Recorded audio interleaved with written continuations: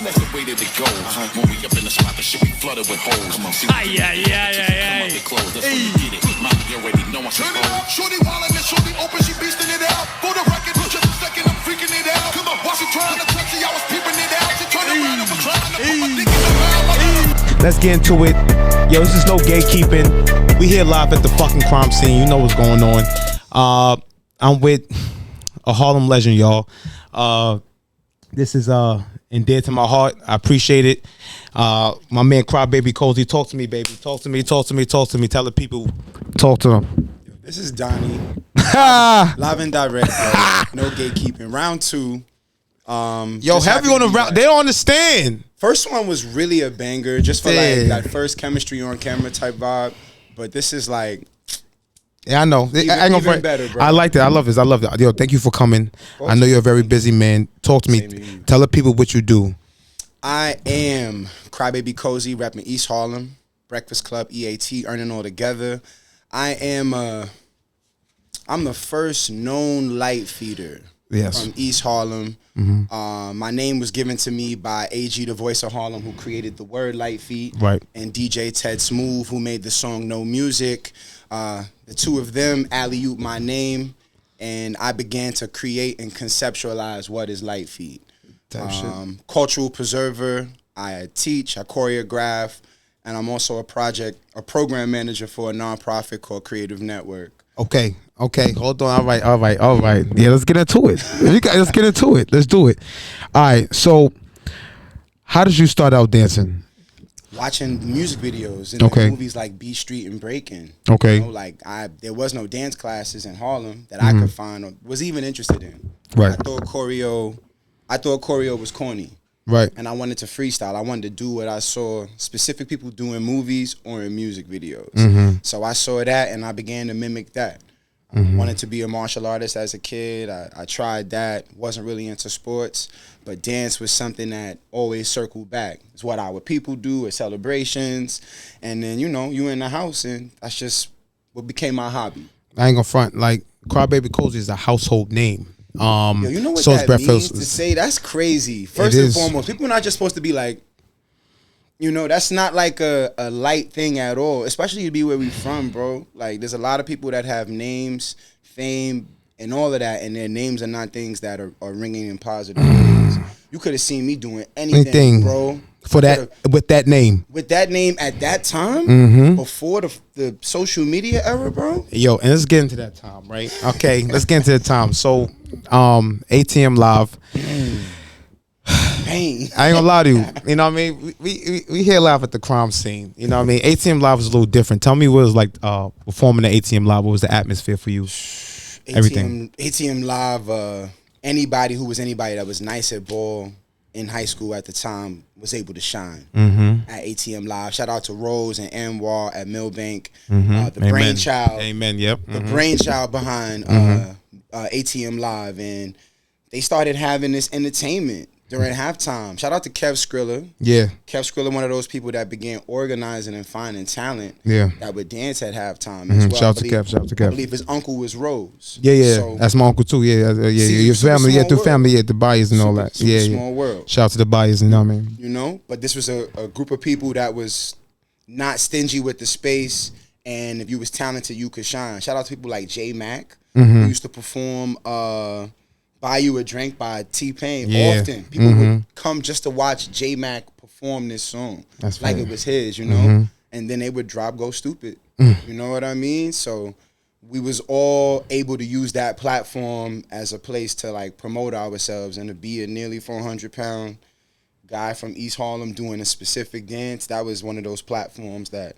What was the dance? Let's talk about it. Ooh, we talking about the Tone Wapadoo, the Tone Wop. For sure, we talking about the bad one. Hey, we talking about the bad one for sure. Aunt Jackie, Let It Rain, Clear It Out, Chicken Noodle Soup, and without a doubt, the Harlem Shake. Yo, it's scary to me because dancing was a way to communicate. It was like, it was a thing to do, right? Like I'm going to a dance battle or a dance joint. I'm like, what? And I ain't gonna front. It would be crazy. And it's like, yo, niggas with merms on, probably tucking something, right?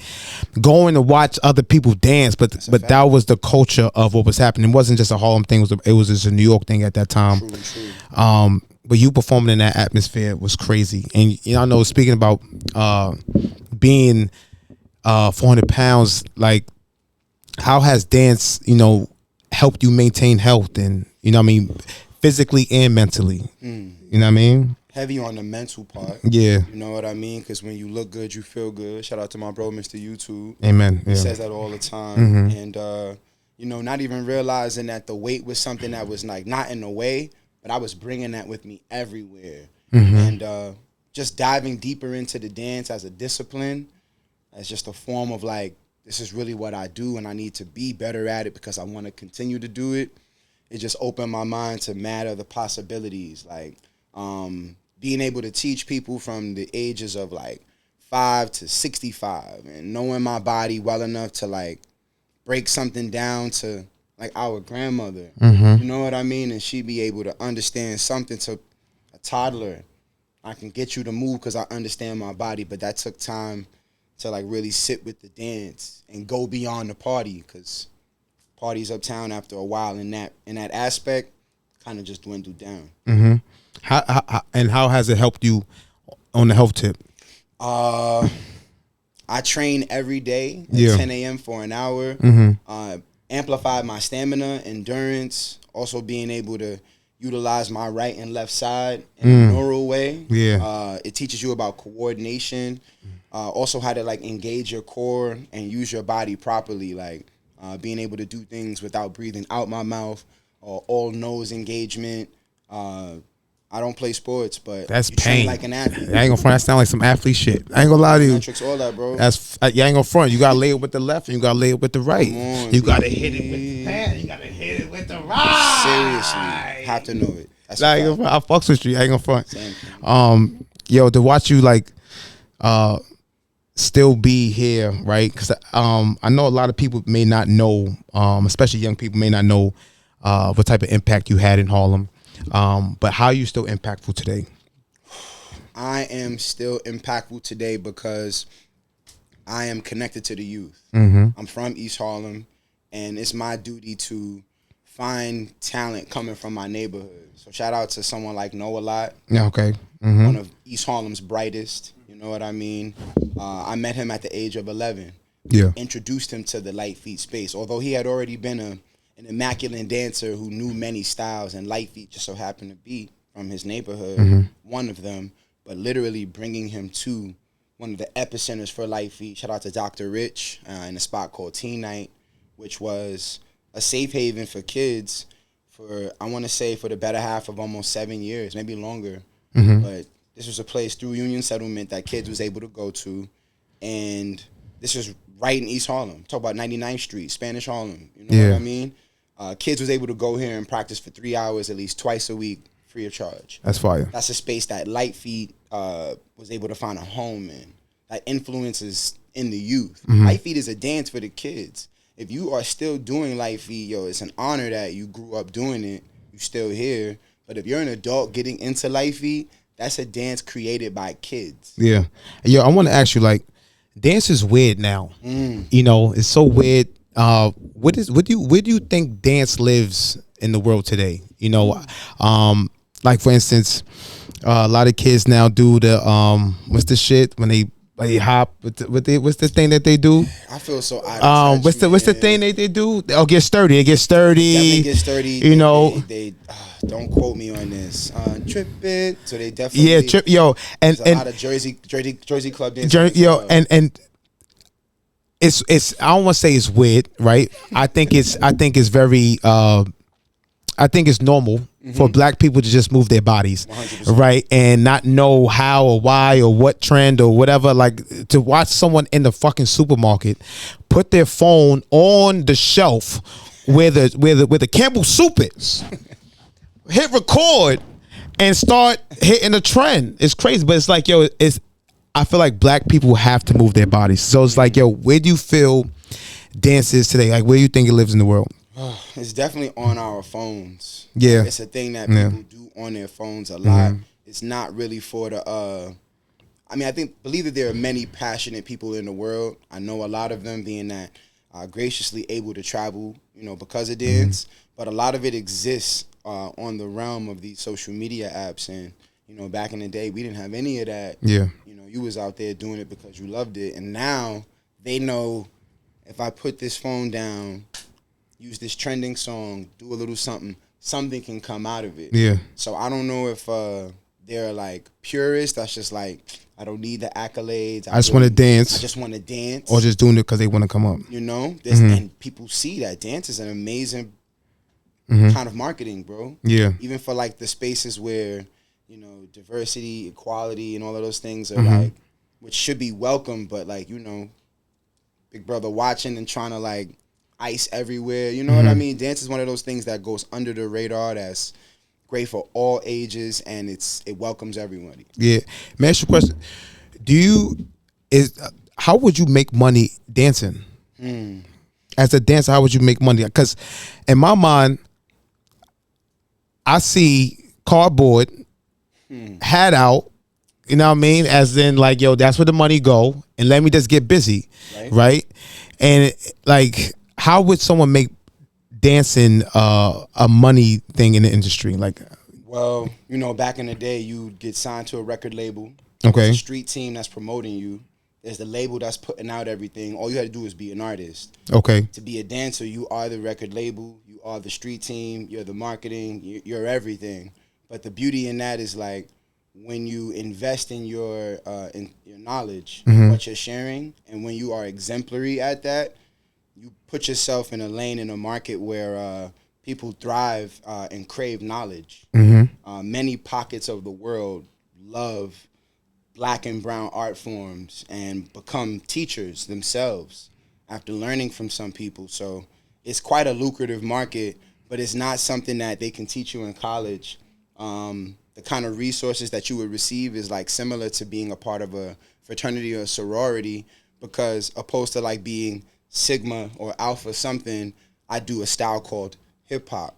And anybody that is looking for a hip hop, I am a Black male from East Harlem that teaches hip hop, which comes from New York.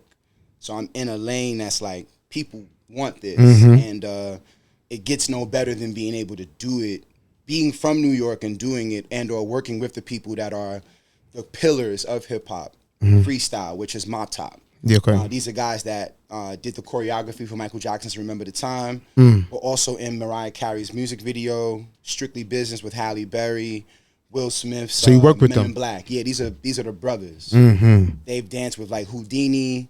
Their history is brolic. That's fire. Brolic. They the ones. That's fire. True and true. So what would you tell someone starting the industry? In that particular industry, do your homework, remain connected to culture, because the elders are still here and they are willing to light your flame. Yeah. Like nothing outs their flame, you know what I mean? But they're not doing that, and it takes nothing to be like, I see you. You know what I mean? But you got to be invested, be dedicated, and somebody that wants to preserve culture. Like for me, it's not something that I was like necessarily gunning for, but my work, like in Harlem, that my name just happened to like echo in spaces, and they're like, it would be great to bring him on board. And now I work beside as one of 6 directors for a 6-month street dance program at Perry Dance called Mop Top Universal. I ain't gonna lie. So that's my next question. So it's like, when you collab with people, right? How do you collab with people without compromising who you are, right? I remember us talking. It's like, yo, you went through a situation where like someone was trying to get you to compromise your style, whatever, and you wasn't with it. So it's like, how do you still create these alliances, right, and don't compromise who you are? I think it's important to be welcomed in the spaces, first and foremost, for being exactly who you are. Oh, shit! I can't wait to put that as an Instagram clip. Seriously, sorry, I apologize. You gotta be welcome where your flame is being fueled, man, and not because you can fit into something. It's because you're outstanding. You're outstanding, and that's the first part. I think that when you coming up and you leveling up in spaces, you're liable to be places where somebody might ask you to be half of your whole, you know? But to stay 10 toes down until you can get into spaces where you can stand firm and be exactly who you want to be. Or advocate for that from day one. Do you ever get like creative blocks while dancing? Yes. Being black, you know how to stay on beat forever. Yeah. But there might be moments where it might be repetitive depending on the genre of music, but tasteful and always on beat for sure. But like depending on the environment, like if I'm battling and the music ain't so great and I'm just forced to move because I need to like smoke my opponent, that's not on 100%. Like, yes, I can do amazing shit, but will that complement the music? Yeah. Every single time. So it be that. But music is great, I'm on deck. So let me ask you a question. So if you, right, so say you have to create a choreography dance for somebody, right? How do you get inspiration? Does it depend on the song? You know what I mean? Or how you feeling that week? Like, you know what I mean? Tell me about the song for sure. It depends on if the artist want me to like choreograph their record. I would need to get in their mind behind the thought process of the track and what they like, because there's what I feel and what I can bring to life. But again, will those two things match? Right. And if you just trust me because you want me to be 100% myself, you don't want me to compartmentalize, or like, can you fit into this, Crybaby? You know, it's like, type shit. This is raw clay. Make something with it. Does Crybaby leave a legacy behind? Yeah, somebody asked me that the other day. Do I have a successor? And I really feel like any kid from New York City that does Litefeet is like from Wakanda. You got the marking. Somewhere. You know what I mean? Yeah. You was somewhere. You hip. So that for me is like that. But anybody that's repping Breakfast Club Eat, almost certainly they have the keys. They're the first ones that really understand. They're the first people to travel the world after me doing Litefeet. Even one of them that got down with my crew traveled the world, traveled to one place before me. But just to say that this particular unit is a place where success happens, you know, especially if you 10 toes down. Yeah, I felt that. So talk about the legacy. Anyone who reps Breakfast Club, you know what I mean? Breakfast Club, you know, is a big entity. Have they ever been like honored, you know, other than, you know, in the Harlem, like, of course we know the Breakfast Club, but have they ever been honored before? Well, thankfully, anybody that reps BC has been down for over 10 years, and people like Fresh or Trav or Hype Girl, Lucky Banks, Mr. 5000, Know a Lot, Kid Smooth, they've been honored in spaces, but us collectively, we were able to be honored at the New York Public Library. And that was something that was really special because it essentially was about me, but I made the vision about us. Right. To talk about my family celebrating 20 years of BC, doing positive street work through dance in New York City without a facility, reaching over 1,000 kids in New York. You were. And then to bring in our elders to talk about the dances that they created. Yeah, I ain't gonna lie to you. BC had a style. I remember I used to wear double polos. I mean, like, y'all had to be there. Whoa. You know what I mean? You knew BC was inside the spot. Yeah, that's big you know, love, bro. Like, people don't, that right there, no lies detected. You know what I mean? Like, before I ask that, right? What sets you apart from other dancers? Not to sound corny or cheesy, but it's passion. Like, think about it. How many people from the 5 boroughs of New York wake up and be like, I dance? And are proud to say that. Heterosexual males that teach all ages, and I think that right there sets me apart. The fact that I love it, I do it, and it's not from a strictly choreographed place or even industry space. It's from really your heart, yeah. From my heart. Like, you come into my dojo.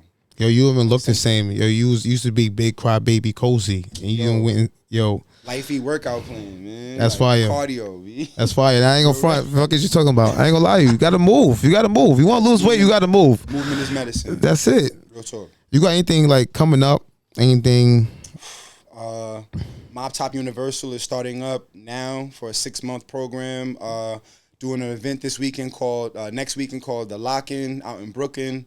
Online school going every day, Sunday through Fridays, 10 a.m. to 11. Every day you can train with me either outside or on Zoom. Copy. And like that was going your Instagram or Absolutely. Going to Gram and just Wow. Add my Instagram, CHRYBABY_COZIE, or add Litefeet Dojo or Breakfast Club Eat for this really fly gear. okay, I see the merch. I see the merch. Like Breakfast Club Eat merch dropping very soon. Hats, shirts, hoodies, for sure. In true no gatekeeping fashion, what can you tell people? What advice can you give people? To look within your community for the resources that you need. Sometimes being annoying will get you exactly what it is that you need. You might think that it's you being humble or modest, but you got to like really knock down every door to Be get consistent, what you want. be persistent, yeah. Consistency is key. But your community has the resources that you're looking for. You just gotta seek. Okay. For sure. Thank you, my brother. Yo, Big Bro Cry is out here if you're looking for anything related to dance, entertainment, youth development, mindful movement, all of that. We can get grandma moving and we can get the toddlers moving, B. Real talk. I got you. Yo, I'm gonna have to pull up to your studio, man. That's crazy. Yo, we got Crybaby Cozie in the fucking spot, man. Yo, I'm so appreciative. Thank you so much. Thank you for coming. I love you, King. Thank you so much. Make sure the world know who you are. Breakfast Club. And I mean, I'll make sure the world knows, B. No gatekeeping, you heard? Yeah, I appreciate you, man. Thank you, brother. Thank you. Yo, bitch.